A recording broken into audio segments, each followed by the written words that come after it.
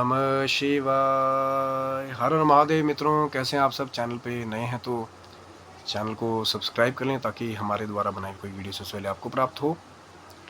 Channel पे दिखाई जाने वाली वीडियो यदि आपको अच्छी लगे, लाइक करें, शेयर करें, सब्सक्राइब करें ताकि बाकी भी जो हमारे बंधुजन हैं, जो हमारे सब्सक्राइबर नहीं हैं, वो मित्र भी इस वीडियो के ज्ञान का लाभ उठा सकें।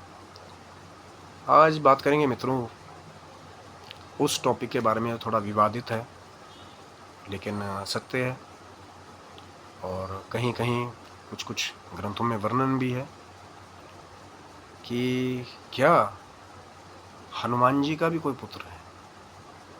तो अब बहुत सारे जो वीडियो को शुरू में देख रहे होंगे, जो हनुमान जी का पूरा ब्रह्मचार्य रूप से पूजन करते हैं, तो शायद कहीं ना कहीं उनको एक अनायास क्रोध भी आया होगा कि यार ये क्या बात कर रहा है, हनुमान जी तो ब्रह्मचारी हैं, तो पुत्र कैसे हुआ। उसकी कथा भी आपको सुनाता हूँ कि क्या वर्णन है, कैसे कुछ ऋषियों ने इसके बारे में बखान किया कि जब हनुमान जी लंका में गए थे, लंका का उन्होंने अपनी पूंछ के द्वारा पूरा दहन किया और सब जगह जब लंका को उन्होंने आग से एकदम विभत्स कर दिया, तो हनुमान जी फिर समुद्र के पास आए, क्योंकि अग्नि हनुमान जी को नहीं जला पाई, हनुमान जी की भक्ति के प्रताप से, और खुद स्वयं वो शिव जी का रूप हैं। लेकिन कहीं ना कहीं उस अग्नि के द्वारा जो हनुमान जी का जो एक शरीर था वो बड़े, जैसे हम कहते हैं कि एकदम पसीना पसीना हो गया। तो जब समुद्र के पास हनुमान जी गए, अपनी पूंछ को उन्होंने बुझाया, तो कुछ पसीने की जो बूंदें हैं वो समुद्र में गईं और उसके बाद कहते हैं कि एक मगर के पेट में वो गई,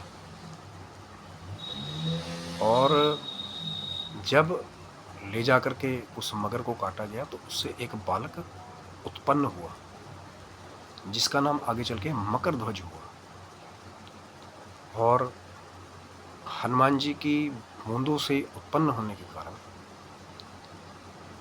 शिव जी का तो अंश रूप है ही हनुमान जी, और हनुमान जी के पसीने की बूंदों से मकरध्वज पैदा हुआ।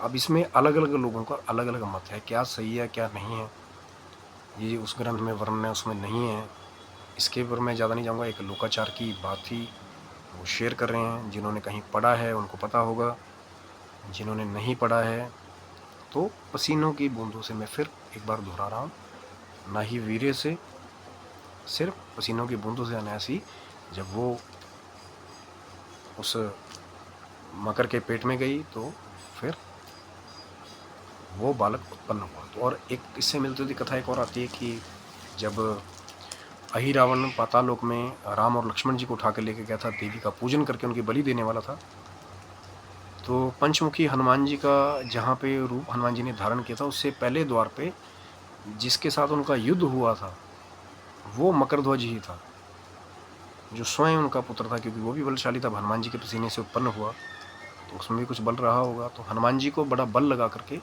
मकरध्वज ने रोकने की कोशिश की थी।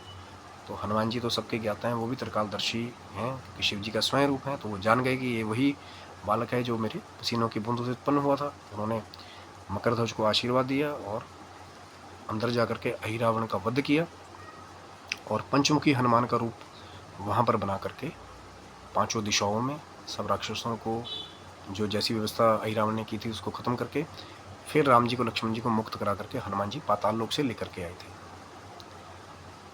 तो आगे फिर जो है ये कथा बड़ी कम मिलती है कि मकरध्वज को क्या हुआ कि वो पाताल में ही रहा, फिर राज करता रहा, कि द्वारा हनुमान जी से मिला कि नहीं मिला।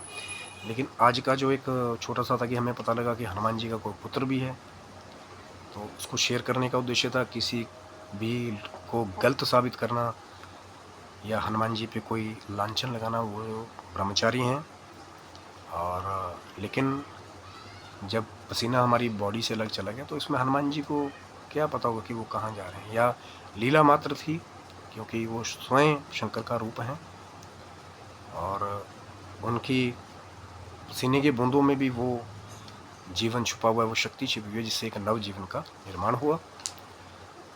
और हनुमान जी के बारे में एक और बात है, हनुमान जी के विवाह को लेकर भी, लेकिन वो शायद अगली वीडियो में बात करेंगे, नहीं तो वीडियो बहुत लंबा हो जाएगा। इसलिए चैनल को सब्सक्राइब कर लें ताकि हमारे द्वारा बनाई कोई वीडियो सबसे पहले आपको प्राप्त हो। जब अगली वीडियो वो वाली भी आए, शायद हनुमान जी के विवाह के ऊपर भी हम लोग चर्चा करें, कुछ और भी ज्ञान प्राप्त हुआ है आपके साथ शायद साझा करेंगे। लेकिन फिर वही बात कर रहा हूँ कि किसी विवाद को जन्म देना इस वीडियो का उद्देश्य नहीं है, सिर्फ एक नॉर्मल चर्चा है ज्ञान की।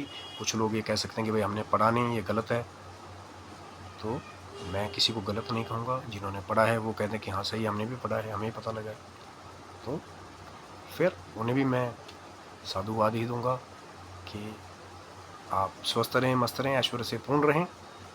और सिर्फ उद्देश्य है जानकारी, वीडियो बनाना जानकारी के लिए, प्रचार के लिए। किसी का कुछ मत हो सकता है, किसी कुछ मत हो सकता है, मैं किसी को सही या गलत नहीं कहूँगा। तो आप स्वस्थ रहें, मस्त रहें। वीडियो पे दिखाई जाने वाली ये जो वीडियो आपको अच्छी लगी हो, लाइक करें, शेयर करें, सब्सक्राइब करें ताकि ऑन भी आने वाली वीडियोस आपको पहले प्राप्त हो। और शंकर जी करें कि आप स्वस्थ रहें, मस्त रहें और अपने जीवन के उन्नति के मार्ग पे आगे ऐसे ही बढ़ते रहें। हर हर महादेव शंभू।